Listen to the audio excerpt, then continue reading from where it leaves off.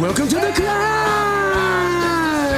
This is a show dedicated to helping singers, songwriters, and indie artists like you create leverage in the music business. Leverage is what you're going to need to get ahead and to get noticed and to climb up that ladder. It's not going to have anything to do with how good your songs are, or how good of a band you are, your talent. It's going to have everything to do with what have you done? What kind of business have you done? That's what they want to see now. They got to see you farther along in that artist journey. They're not going to develop you from a baby yet. That's why we called it the C.L.I.M.B, C.L.I.M.B, creating leverage in the music business. That's a Baxternym by my good friend and co-host, Mr. Brent Baxter. Brent's an award-winning hit songwriter with cuts by Alan Jackson, Randy Travis, Lady Antebellum, Joe Nichols, and more. And he helps songwriters like you turn pro by revealing how you can write like a pro, do business like a pro, and then he connects you with the pros on a regular basis. You get a shot, find out where you're at, raise that bar up, and make some relationships happen. You can find Brent super easy at songwritingpro.com. Once again, that's songwritingpro.com. And I would like to introduce you to my co-host, Johnny Dwinell. Johnny owns Daredevil Production. They're breaking artists digitally by identifying new fans through data. It's all very complicated, but Johnny is very smart.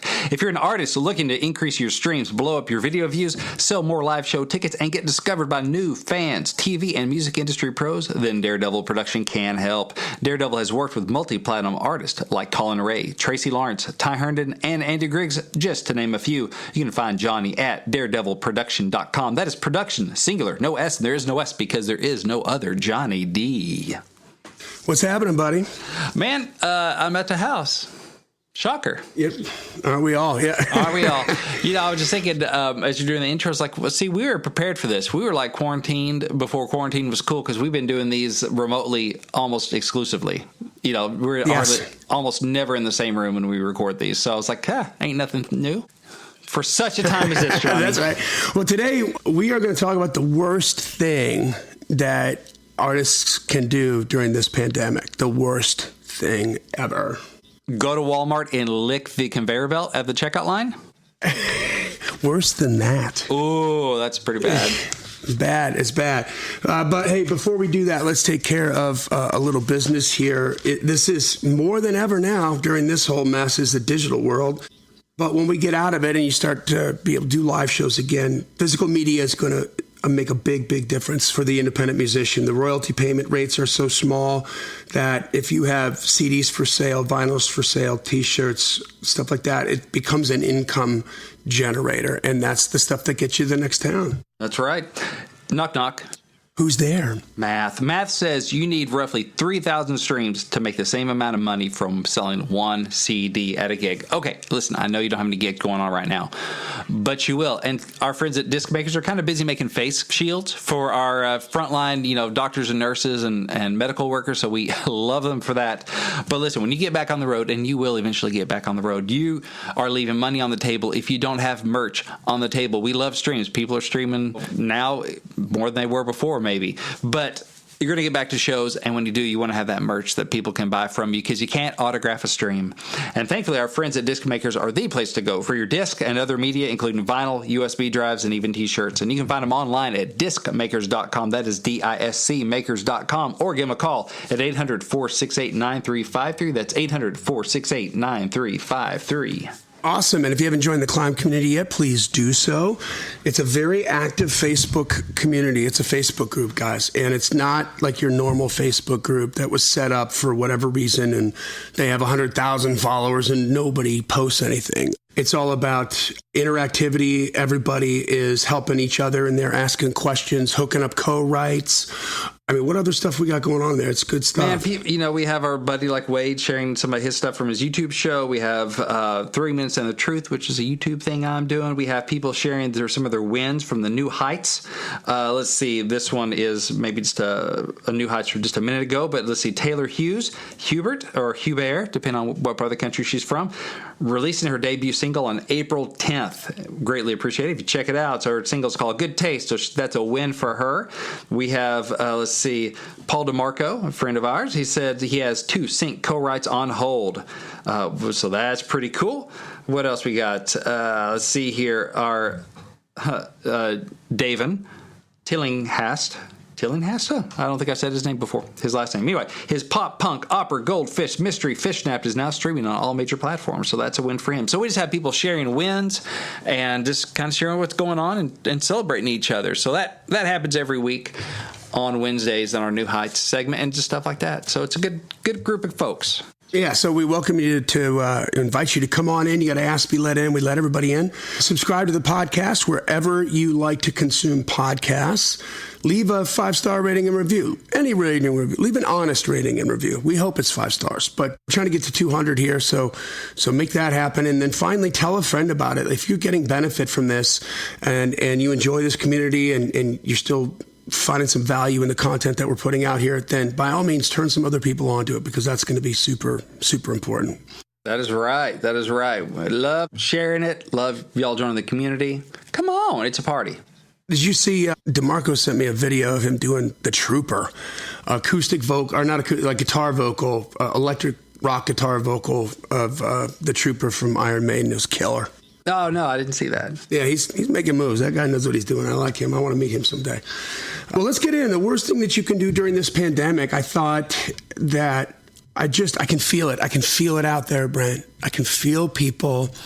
They're freaking out and they're getting antsy, because I'm getting antsy. Mm-hmm. We're all getting antsy, let's be honest. But they're just waiting for this thing to pass so they can get back to doing what they used to do.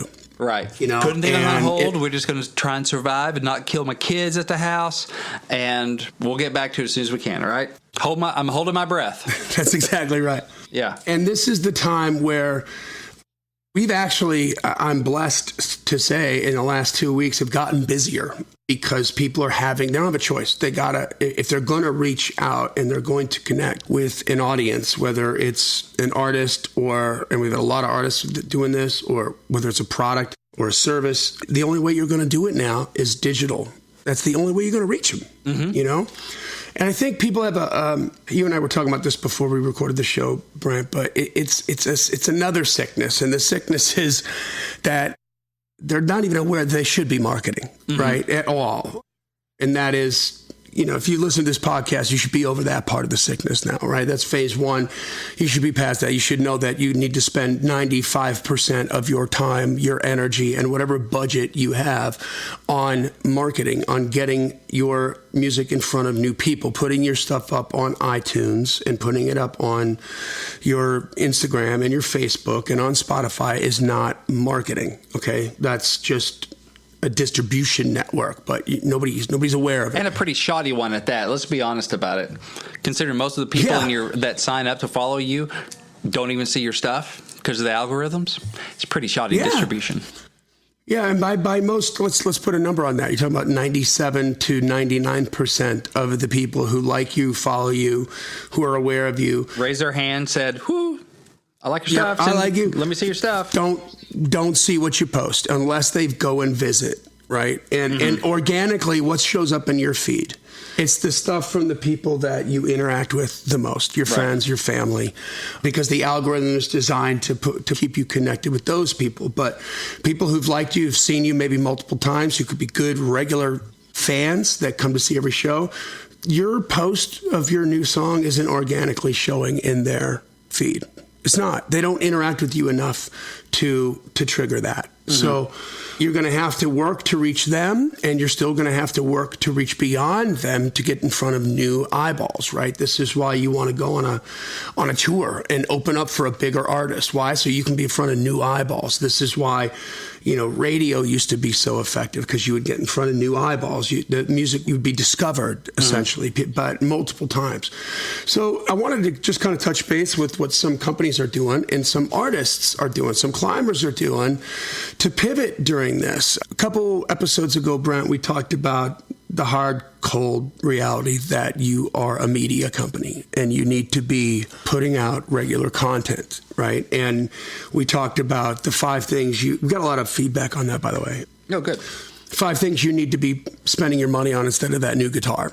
right? And that's, a camera of some sort, maybe some lighting and some different things to help you set up a little studio where you can do regular video content, whether it's cover songs or, other kinds of stuff. But you need to be putting out content. It needs to be video content. It needs to be on the regular. So smack dab in the middle of this COVID thing. And a lot of people aren't aware right now that because of the supply chain issues, I mean, how many products do we buy on a regular basis that are made in China? Shoot, most of my kids were made in China. That's true. You went farther than products, man. You got kids. I got products that can replicate. Lord, they won't do that for years. But anyway. They can replicate. They're like Tribbles or Gremlins. Right. Gremlins. Mostly Gremlins. But, a lot of the ad space that is available on Instagram and on Facebook right now is available because there's been so many companies that have pulled their products for one or two reasons. Either they can't advertise for the product because they can't get it to you anyway. They don't have the product to sell because their supply chains are shut down with this whole COVID thing, because either their workers can't be at the factories or they get it from China. So the normal volume that they were able to do, they can't have that bandwidth anymore until things get back online. Also, a lot of companies just stop their advertising to pull back on their expenses during this because it's messy. They don't know what's going to happen. So I'm waiting for the dust to settle. But what does that mean for you? Where's the opportunity there? The cost for digital advertising, guys, has gone way down. Supply and demand. There's way more space available and not enough people that want it. So the cost goes down. So right now, if you're doing any kind of digital marketing at all, and again, when I mean marketing, I'm talking about paid traffic, like you're doing ads to reach new people. I'm not talking about social media. Okay, even though social media is the platform that you do the digital marketing on, I'm not talking about social media. Making a post today and tomorrow and the next day is not digital marketing. Right. That's more like branding. It's not marketing. Marketing is, there's a specific call to action with marketing, like go watch this video or listen to this song, buy this product, learn more, watch more, these kinds of things. So that's marketing, not here's a picture of me. Here's another cover that I did, which is cool, but it's a social media post. Okay.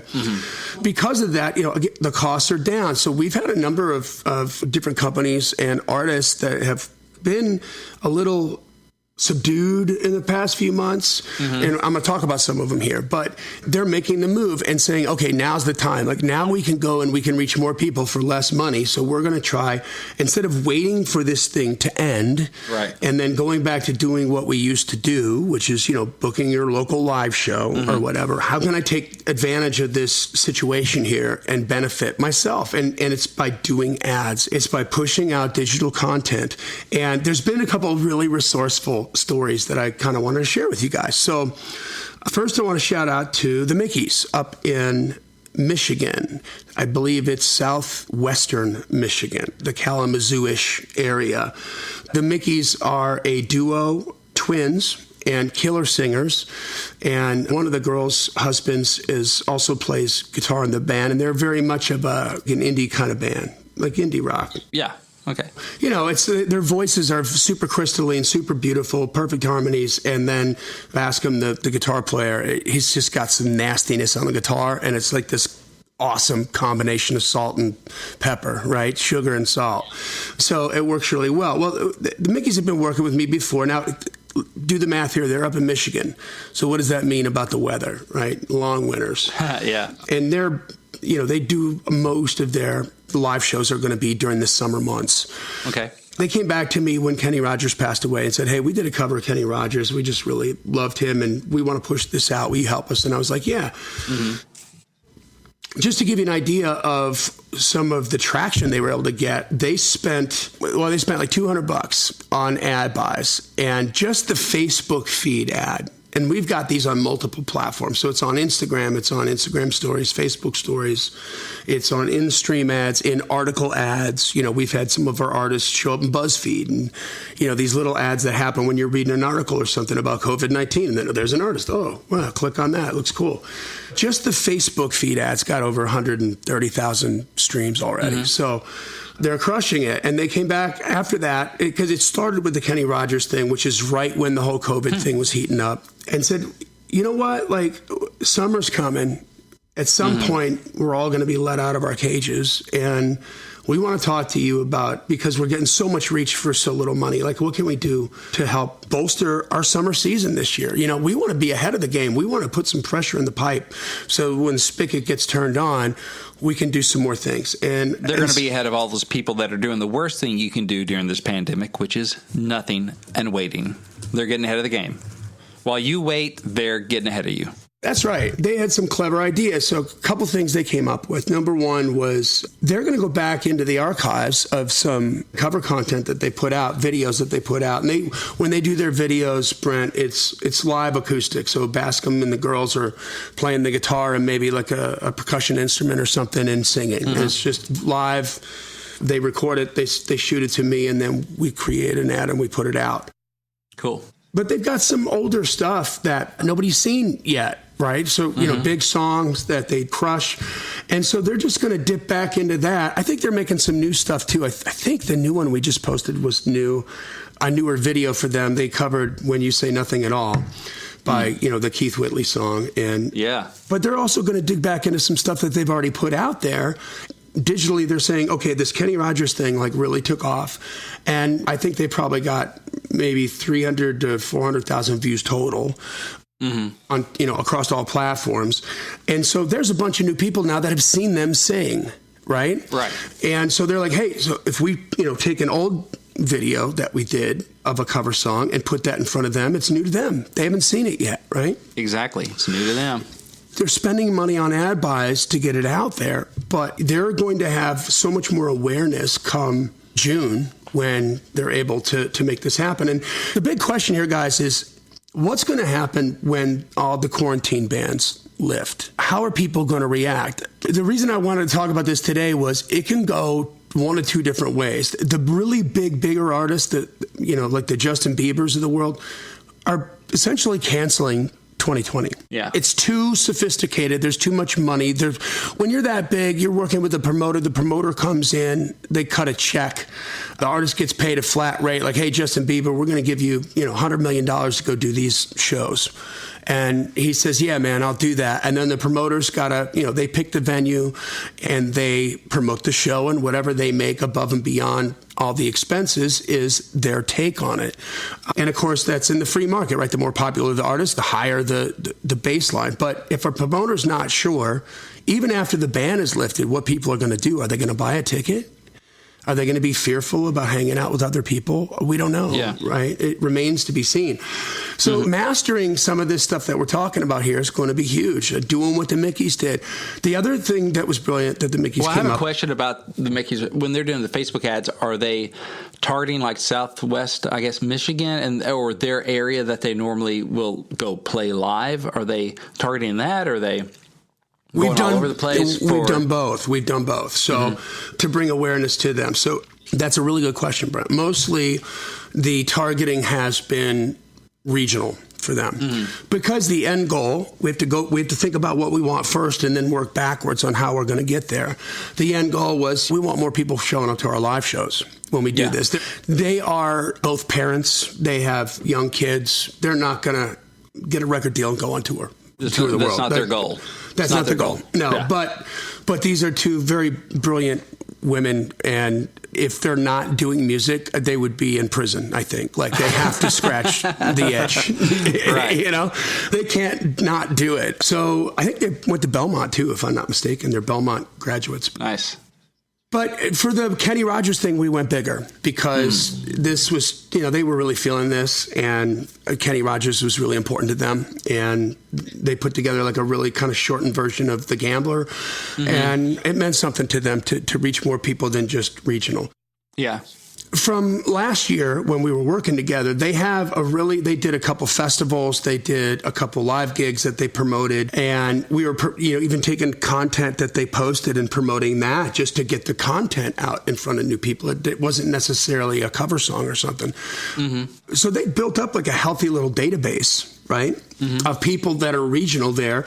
And, I like to mix the two. So I love the idea of going wider with Kenny Rogers because that presents a bigger picture for the regional crowd, right? Wow, you guys got 133,000 views. Like, you're somebody.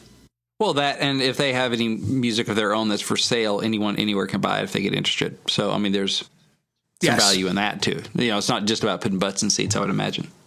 Yeah. Exactly right.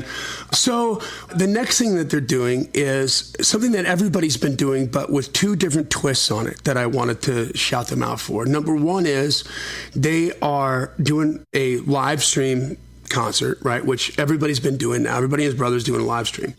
But first of all, they're going to promote it, right? They're going to put a couple $100 in ad buys behind it and get it out there. And secondly, the gist behind the show, and they're being very intentional about the song choices that they make. They have some friends, two friends that are doctors that work in the hospital in Detroit that is like the worst hit in Michigan for the COVID thing. So there's a couple hot spots in the country. This particular hospital in Michigan is evidently one of them. And it's, while my sister's ER in Green Bay is a ghost town, their healthcare workers in this hospital, their faces are bruised from having to wear masks 24/7. They're working 18-hour days. They're going crazy. And they also wanted to recognize the other frontline, what they call frontline heroes, which are the people who are still having to work and be around people so that we can all get our freaking toilet paper. The truck drivers, the people working at the grocery stores, the people that still have to be out there and do a job in the face of COVID-19, right? Yeah. They said, we want to do this show for them. And so we just want to pick some uplifting songs. They're going to throw some hymns in there, Brent. They're going to throw in some other songs, Wind Beneath My Wings. I'll bet you they'll pull that off. I don't have the set list, so I'm just kind of guessing here. But there's a theme and there's a point and there's thought put into it. It's not just... Yeah, and they're encouraging people that, hey, if you know a frontline worker, shout them out during the live feed, right? So that's going to happen on April 14th, which is probably the day this is going to drop, at 8 p.m. Eastern time, but they're going to push that out. So I thought the two things. Number one is, hey, this is about the frontline workers. And number two, we're going to push it out there and let's see what happens. So this is going to be a real interesting test. But you know what? They're experimenting. Yeah. Brent, I mean, when you wrote your first song, was it like a smash hit? Was the first song you ever wrote Monday Morning Church? No, but that first song I wrote is kind of famous around one campfire in Arkansas for a little bit. Yeah, kind of made the rounds there, the campfire circuit. So it went triple campfire. It went triple kindling, and that was about it. Yeah. So no, it was Monday Morning Church came significantly later. So the way that you get better as a craftsman is, number one, we've talked about it before, you got to do the work. And number two is it's repetition, right? You're tinkering. You're trying this. You're trying that. Heck yeah. You're going down this rabbit hole, going down that rabbit hole. Why? Because there's an itch that you got to scratch and you want to make it happen. And so I'm so proud of the Mickeys for what they're doing. And it's going to benefit them over the summer, to be sure. And they're getting more and more and more attention on just their regular social media posts now. Is it 1 million compared to 30? No. But is it growing? Absolutely. It's growing, right? It's growing. It's slowly growing. Before long, we've had lots of talks about strategy with live shows. And I'm like, hey, pick the smaller venues. Let's just start selling out the smaller venues. Yeah. And then swell to the point where we've got to go to a bigger venue. But then it's always a scene. It's always funny. You got to get there early because you might not be able to get in, that kind of a thing. So they've been working that starting last summer when they started working with me. And then dormant was the word I was using before. Then they went dormant over the winter because there's just not enough going on to warrant this happening. And the money that they make from their live shows really funds what's happening. But they pivoted a little bit because lower prices on the advertising, and we can reach more people. So, we talked about that special episode we did, What Does This Make Possible? Though they looked at that and said, what does it make possible? I get more ad value, more bang for my buck, because prices are cheaper on ads. Yes. I found the silver lining. And so the second part of that sickness we were talking before was once you realize that you've got to be marketing on a regular basis and time and energy along with some money, it's consistency, right? It's to be able to do it on a regular basis. And so they're saying, hey, we can make some new stuff, but we can also throw out some old stuff. And I said, yeah. So that's how important that consistency itch is to scratch. And so I think this is a really solid strategy. And they're going to see some benefits from it. But, what they're doing here is trying different things and trying to communicate. Marketing, guys, you have to change your mindset about it. You have to say and understand and embrace that it is another art form. It's another form of communication.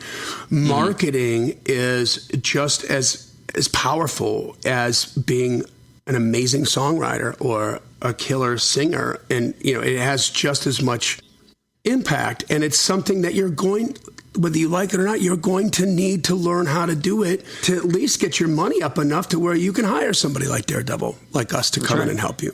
What different experiments have you tried? I think another part of the sickness is that when people finally wake up to the fact that they should be trying something, they do something once and then it doesn't work. And they're like, well, that doesn't work. And so it's underwhelming. Right? And you likened that before, Brent, to what? Oh, it's like you write one song and it doesn't become a hit. You just quit writing songs. Like, well, that doesn't work. Yeah.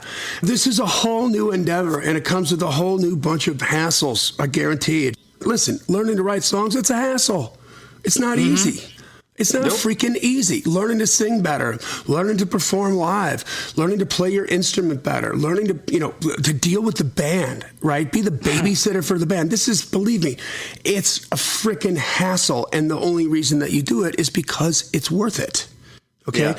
Because it helps you scratch that itch. Well, man, all of those itches that you're scratching and all of those hassles that you're dealing with culminate at the end with you having some kind of competitive product, whether it's a live show or music and talent, competitive talent, and then nobody's going to know about it until you go through the hassle of marketing it. Now's the time to be able to get out there and do it a lot less expensively than it was before. And certainly, of course, we're here to help. One other shout out that I wanted to give, Jeremy Lane, rock guy. I think he's around my age. He might be a little younger than me, but rock guy. And he's been, first of all, a devout climber. I want to say he was one of the first climbers that we have, because I know I've had conversations with him and email exchanges with him as much as like 3.5 years ago. So he's got a cover band, and his goal is to transition from the cover band to be a more original thing. And he understands that he has to get some more butts and seats to make that happen. So he was, you remember, I think I showed these to you, Brent, some of the ads that I did for the metal band we worked with, Weapons of Anew. I showed you some of the ads that we used them for a number of different utilitarian needs. One was to drive traffic to their Spotify. Other was to drive traffic to some live shows. And we also did the same thing with Jacob Cade, where we just took a bunch of live clips, put them together into an ad, and push that ad out with a call to action. Again, marketing has a call to action. We had amazing results. I mean, with Weapons of Anew, that content that we had was so good that the cost was like 0.003 cents for a 15-second views. A $5,000 ad buy is going to get you in front of 1.6 million people. Nice. I mean, that's a lot of people. That's a lot of people, right? Yeah. A couple shows that they had from a tour that had the most amount of people. They had the cameras, number one. Number two, they turned them on. Yeah. Right? It's an important part of having a camera. And then they went to work. Well, listen to how resourceful Jeremy Lane is. He hit me up yesterday because he's like, hey, he did a consultation with me. And he's like, I can't do anything right now. And I can't sit around and wait. It's driving me crazy. So what can I do? Like, I got this idea. And really, I think he had the ideas. I don't think I gave him these ideas. I don't want to take credit for it. Like, he's like, I can do this, this, or this. I'm like, do number one. Put together some ads and start pushing that out there so that you're staying in everybody's face. And then when the bands are lifted and you can get it back out there, you're still going to be familiar to everybody, and you're not going to be playing catch up. You're going to be ahead of the game.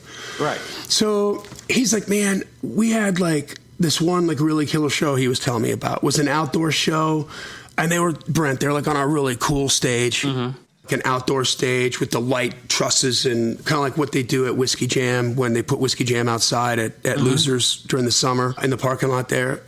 And he's like, man, and he goes, I went looking back through our footage, and he goes, we had some footage, but it wasn't a lot. I can't remember if it wasn't a lot, enough footage, or if he didn't have it.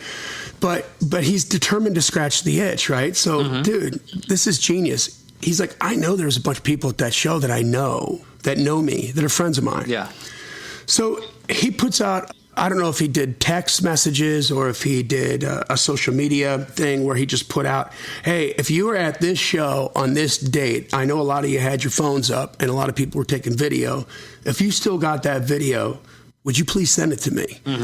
And he's like, dude, a bunch of people sent me back footage. Nice. And I was like, that is freaking awesome, dude. He's like, yeah. And so he actually cut together a video ad of him. And, it's got his logo in there. And he was kind of just sort of mimicking like what we did with Weapons of Anew, but quick cuts. And it just makes him look really good, right? He's on a bigger stage. And they look, man, you look at that and you're like, I want to go see that band. Yeah. Like, these guys are local? How come we don't know about it? Let's go. Yeah. So, and he's, driving traffic to some new music that he has, but he's not using the lot, and neither did we for the Jacob Cade thing or for Weapons of Anew.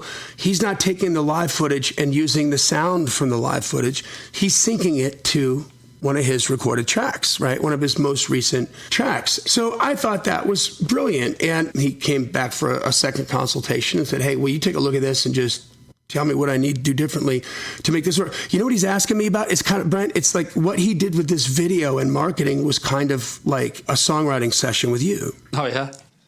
Or a consult, right? Where they want you to help them write the lyrics so they can learn or to evaluate a song or something. So he's saying, okay, I know how to sing, I know how to play guitar, I know how to write a song, I know how to play live. I don't necessarily know how to do this marketing stuff. So he comes in for the consultation, and that video was maybe on the 10-yard line. You know what I mean? He was definitely in the red zone. Let's put it that way. I thought it was great. Yeah. And so he's like, so what do you think about this? And so I said, hey, I think all the cuts are good. I love the track that you sync to it. I told him to do a couple things differently with the logo and where to put it and how to bring it in. So now he's doing that, and then he's going to go spend a little bit of money, and he doesn't have a big budget, but he can go spend a little money, push that out, and make that happen.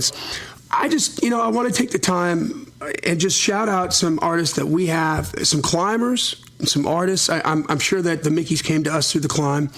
C.L.I.M.B came through the climb. These are climbers that are pivoting right now, and instead of sitting around and waiting for this thing to end, they're taking action, they're trying different things, and they're getting in front of new people so that when the curtain comes up and we're all able to go back to our lives, they're going to be ahead of the game. And the worst thing you can do during this pandemic is nothing. That's right. Is nothing. Like, you better be reading books, Amen. Learning about marketing, copywriting, the way that you word an email, the way that you word an ad is just as important as the content that's in the ad. And there's great books out there for like $10. You can get them delivered right to your door from Amazon. Frontline workers still out there making stuff happen, and take advantage of this time to learn how to become more effective at this. And the needle will move. That's right. The needle will move, guaranteed. So listen, if we can help you guys, certainly if you've got the budget and you need to get out there, like so many artists have come back to us, like the Mickeys and some different companies that are just, hey, we want to take advantage of these low rates right now on the digital advertising. Hit us up at info@daredevilproduction.com.